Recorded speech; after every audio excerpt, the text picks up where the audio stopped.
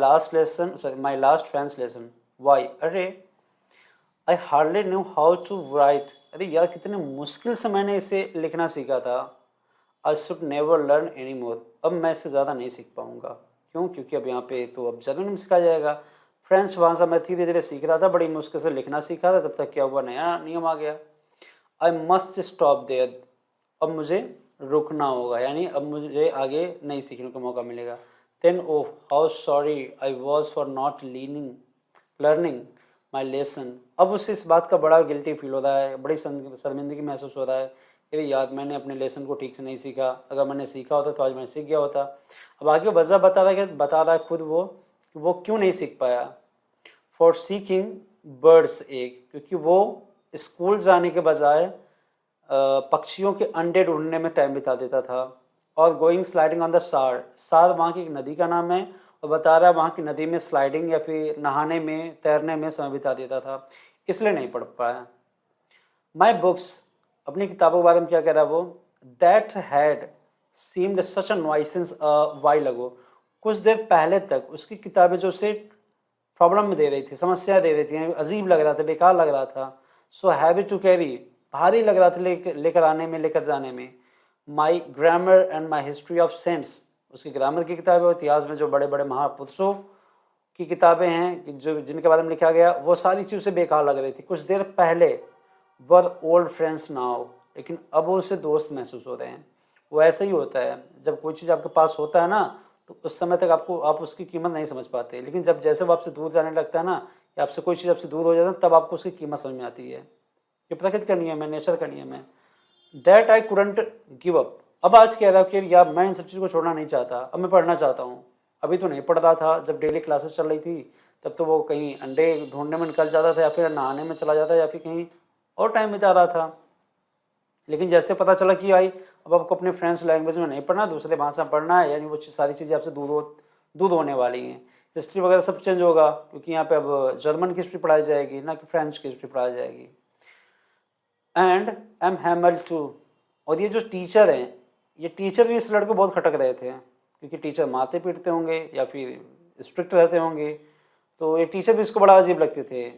The idea that he was going away, लेकिन जब उसके मन में विचार आया कि अब टीचर भी हमसे दूर जाने वाले हैं, that I should never see him again, जिससे वो शायद दोबारा नहीं देख पाएगा, made me forget all about his ruler and how cranky he was.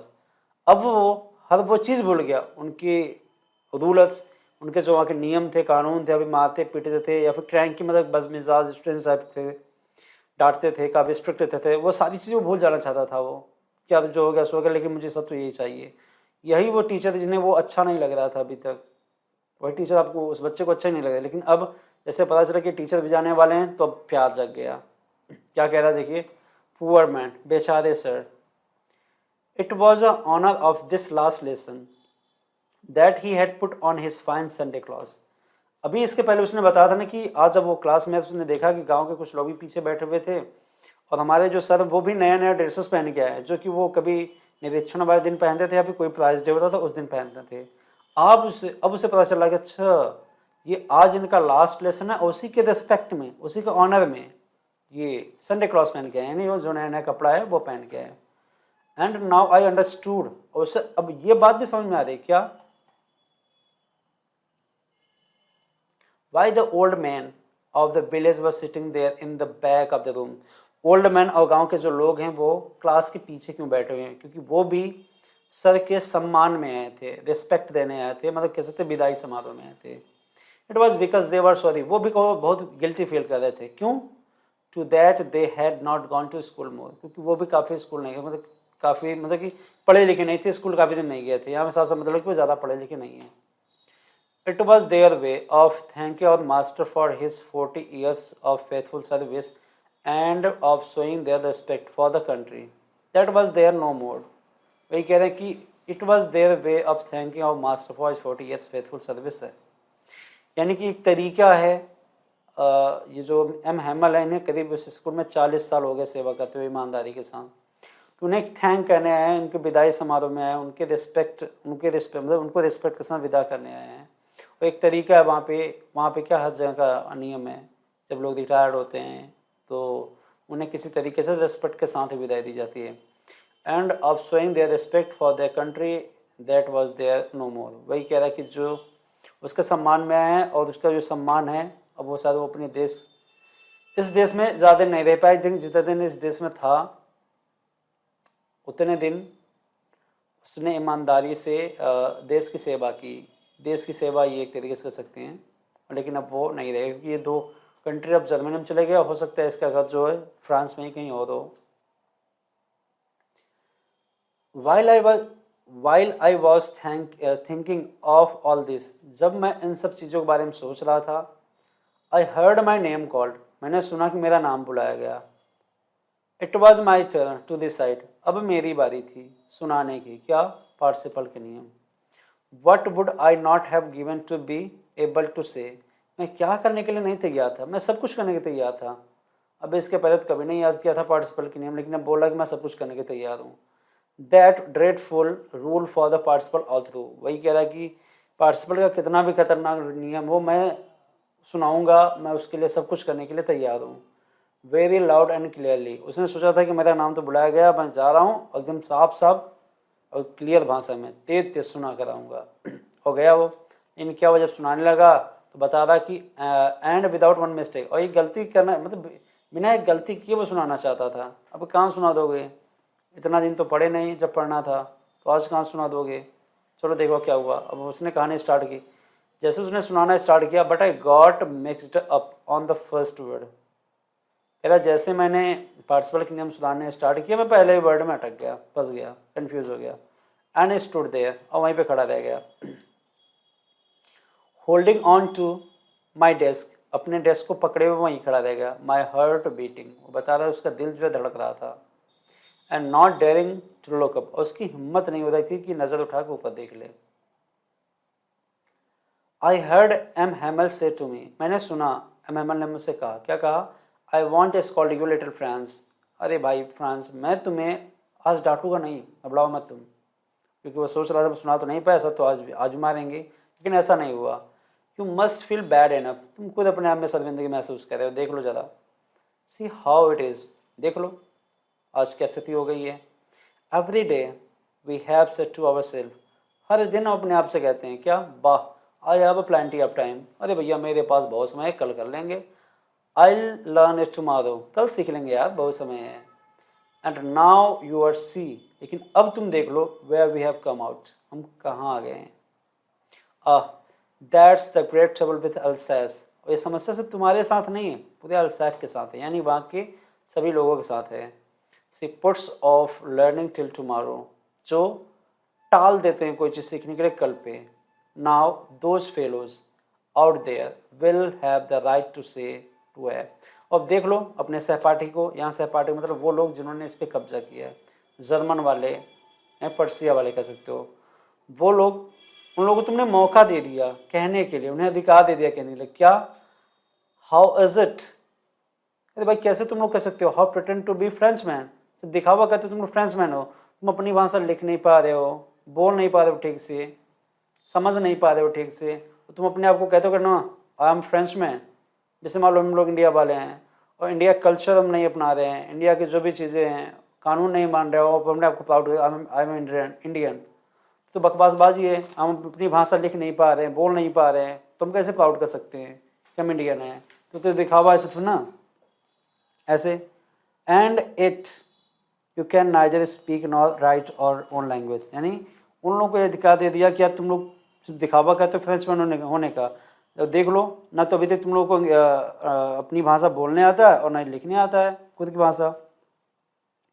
But you are not the worst poor little friend, लेकिन एमएमएल ने कहा लेकिन तुम टेंशन ना लो बेटा, टेंशन ना लो।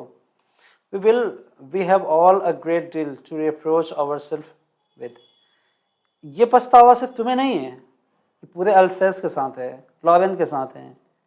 हम लोग यही कर रहे थे, हर काम को कल पर टाल देते थे, इसलिए बस देख लो गुलाम हो गए, गुलाम भी हो गए, अपने आप को पावरफुल नहीं बना पाए। अब आगे जो कहानी लिखी है, लिखा कि अगर फ्रांस पढ़ नहीं पाया तो उसकी क्या क्या वजह है।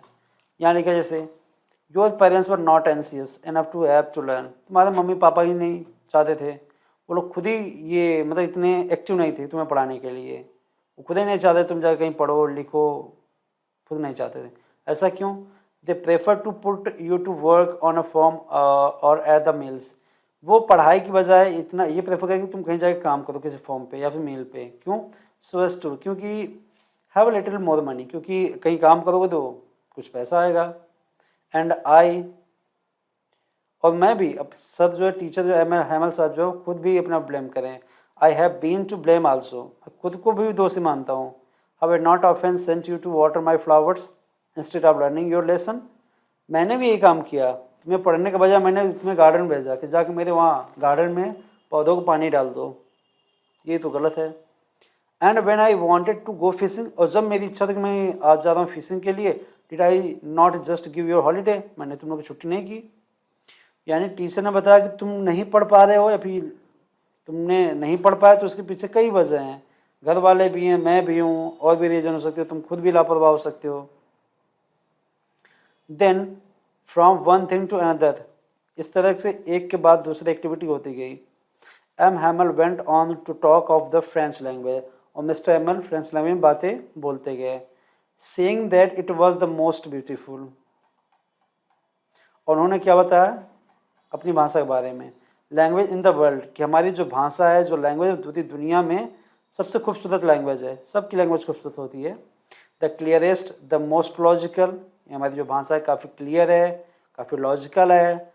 That we must guard it, अब अगर आपके लोग जो है जर्मन भाषा ही बोलते रहेंगे तो आज तो आपके पास ताकत नहीं है, हो सकता है कुछ दशकों बाद, कुछ सेंचुरी बाद ये ताकत मिल जाए आपके लोगों को। तो उस समय जो है, अगर ये आपको पता होगा कि आपकी जो लैंग्वेज है उन जर्मन वालों से या पर्शियन वालों से नहीं मिलती, बल्कि आपकी लैंग्वेज जो है, आपका रहन सहन जो आपका कल्चर जो है, जो उस कंट्री फ्रेंच जो बगल में है उनसे मैच कर रहा है, तो यहाँ से इतिहास आपका जो है ना जिंदा रहेगा कि हम लोग यहाँ के निवासी नहीं हैं, हम लोग उस कंट्री के हैं। तो हो सकता है कभी आपके पास पावर आए तो आप उस पावर का यूज़ करके अपने आप को आज़ादी पा सकते हो, क्योंकि अगर आपने जर्मन वालों की कल्चर अपना ली तो आपके आने वाले जो वंशज है वो सारी चीज़ भूल जाएंगे, वो अपने आप को ये मान लेंगे कि हम लोग जर्मन ही है, न कि फ्रेंच। चलिए आगे क्या हुआ। Then he opened a grammar and read us our lesson, उसके बाद उन्होंने क्या किया, ग्रामर की किताब को ओपन किया और हमारे लेसन को पढ़ाया। आई वॉज अमेज्ड टू सी, अब भरोसा नहीं कर सकते भाई कि उस दिन क्या हुआ। How well I understood it, मैं आपको बता नहीं सकता कि उस दिन मुझे ग्रामर कितनी बेहतरीन समझ में आई। अच्छा, इसके पहले नहीं समझ में आया क्योंकि इसके पहले ध्यान से पढ़ नहीं रहे थे। All he said seemed so easy, हर चीज़ कितना ईजी लग रहा था, so easy so easy. I think too that I had never listen to so carefully, और ये बात बता भी दिया भैया, इसके पहले जो मैंने कभी इतना केयरफुल होके कोई चीज़ सुना भी नहीं था कभी, जितना जब भी पढ़ाया जा रहा था। And that he had never explain everything with so much patience, और सर को भी कह रहा है कि आप इतना पेशेंस के साथ इतना बेहतरीन डिटेल में एक्सप्लेनेशन सर ने भी इसके पहले नहीं दिया था जितना बेहतरीन आज पढ़ा रहे हैं वो। इट सीम्ड ऑलमोस्ट, ऐसा लग रहा था, एज इफ, मानो the poor man wanted to give us all the new before going away, कि वो बेचारे सर जो हैं जितना कुछ भी जानते हैं वो सारी की सारी चीज़ें हमारे माइंड में डाल देना चाहते हैं। And to put it all into our heads at one stroke, और एक ही बार में डाल देना चाहते हैं।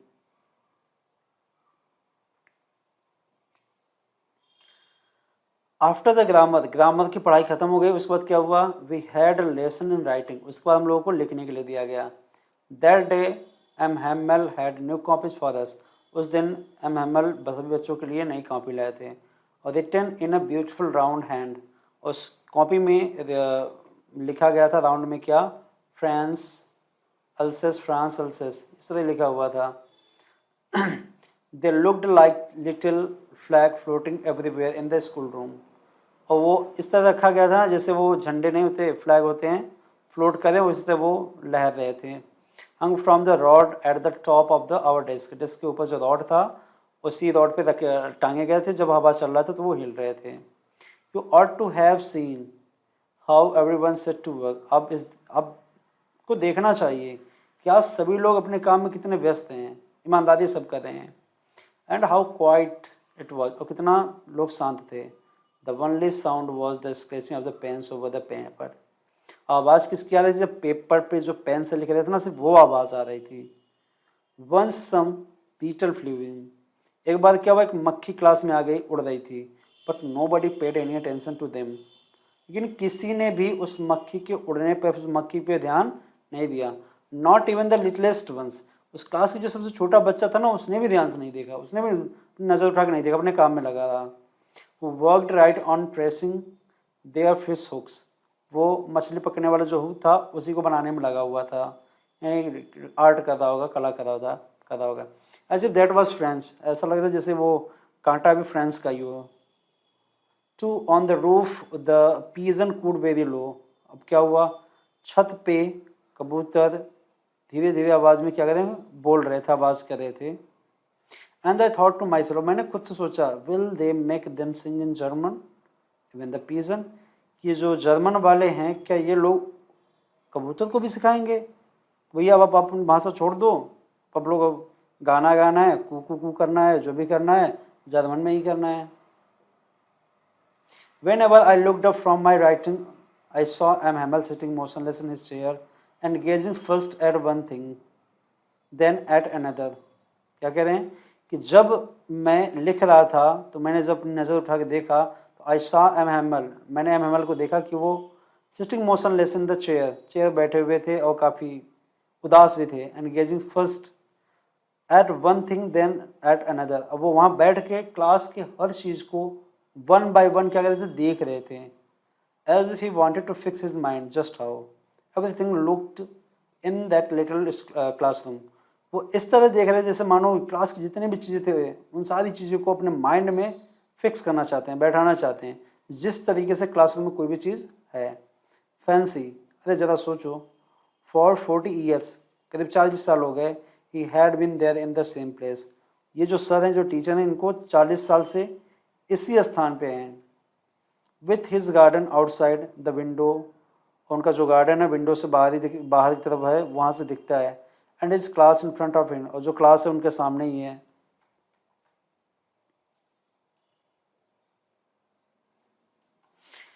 Just like that only the desk and benches had been worn smooth, कुछ बदलाव हुआ था, तो डेस्क और बेंचेस जो है ना उस पर सिर्फ वो चिकने हो गए थे, बैठते बैठते या फिर उस पर हाथ या फिर कॉपी किताब बैग रखते हुए वो चिकने हो गए थे। The walnut trees in the garden were taller, और जो अखरोट का पेड़ था वो गार्डन में वो काफ़ी लंबा हो गया था।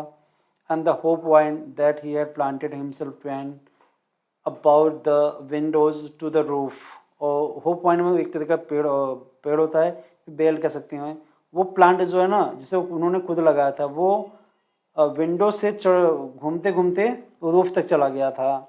जैसे अपने यहाँ सेम वगैरह होता है ना, या फिर लौकी वगैरह होते हैं, तो वो कहीं पेड़ पे दिखा दो, फिर दीवार पे थोड़ा सा सहारा दे दो, वो चढ़ जाते हैं, वैसे ही कहानी बता रहे हैं। How it must have broken his heart to leave it all, poor man, अब सोच भी नहीं सकते हैं कि उस आदमी का दिल कितना टूट रहा होगा। To hear his sister moving about in the room above, ऊपर से छत के ऊपर उनका कमरा था जहाँ पर उनकी जो बहन है वो जब वहाँ पे मूविंग कर चल रही थी, पैकिंग देयर ट्रंक्स, वो ट्रंक यहाँ पर संदूक इन सामान को पैक कर रही थी, उसकी आवाज़ जब सुन रहे थे तो उनका कलेजा और फट रहा होगा। For they must live the country next day, क्योंकि अगले दिन उन्हें इस देश को छोड़ के जाना था। But he had the courage to hear every lesson to the very last, लेकिन यार उनके साहस की दाद देनी पड़ेगी, उन्होंने हर लेसन को ईमानदारी से सुना, पढ़ाया, जो भी करना था उन्होंने लास्ट तक किया। आफ्टर द राइटिंग, और जब लिखाई वाला काम हो गया तो we had a lesson in history, फिर हम लोगों ने इतिहास का पाठ पढ़ा। And then a babies chanted there, और नीचे जो है किसी दूसरे क्लास में जो बेबी छोटे बच्चे होते हैं उन्होंने भी अपना अल्फ़ाबेट पढ़ा, जैसे हमारे यहाँ ABCD होता है, क ख होता है, वैसे हमारे अल्फ़ाबेट है बा बी बे, जो भी कुछ लिखा देख लेना आप लोग। Down there at the back of the room, old Hauser had put on his spectacles and, holding his primer in both hands, spelled the letter with them. और यहाँ पे क्या कहता है फिर देख लीजिए, कहाँ गया यार, down there at the back of the room, वही कहानी बता रहे कि वो नीचे की तरफ कहीं बच्चे जो हैं बैठे हुए वहीं पे वो पढ़ रहे थे। अब क्या कहता है, old Hauser had put on his spectacles, और जो बूढ़ा आदमी था वो भी चश्मे लगाकर, and holding his primer books, और अपने दोनों हाथों से अपनी किताब बाल पुतल पकड़ के स्पेल्ड, वो भी पढ़ रहा था, द लेटर विद देम, बच्चों के साथ जैसे जैसे वो बोल रहे थे। You could see that he, आप देख सकते हो, you could see that he, आप देख सकते हो किसे, उस बूढ़े आदमी में, टू वॉज क्राइंग, वह जब पढ़ रहा था वो उसकी आवाज़ में जो है कंपकपी थी, रो रहा था, his voice trembled with emotion, वही उसका जब बोल रहा था तो उसकी आवाज़ में कंपकपी थी, and it was so funny to hear him, और सुनने में बड़ा फनी भी लग रहा था क्योंकि आवाज़ लड़खड़ा रही थी, that we all wanted to laugh and cry, मुझे नहीं समझ में आ रहा कि मैं हंसूं कि रोऊं, and how well I remembered it the last lesson, और मुझे आज भी याद है अपना last lesson. All at once the church clock struck 12, और तभी चर्च की घंटी बजी करीब 12 बजे। देन द एंगुलस, और एंगुलस जो होता है वही घंटी होता है प्रार्थना करने के लिए, उसी की बात कर रहा है, एंगुलस जब बजा प्रार्थना घंटी के लिए। एट द सेम मोमेंट, उसी समय क्या हुआ, the trumpets of the Persian, जो तुरही होता है पर्शियन सोल्जर्स का, उसकी भी आवाज़ आई। वो लोग क्या कर रहे थे, क्योंकि रिटर्निंग फ्रॉम ड्रिल एक्सरसाइज करके वो रिटर्न जा रहे थे, मतलब वापस जा रहे थे।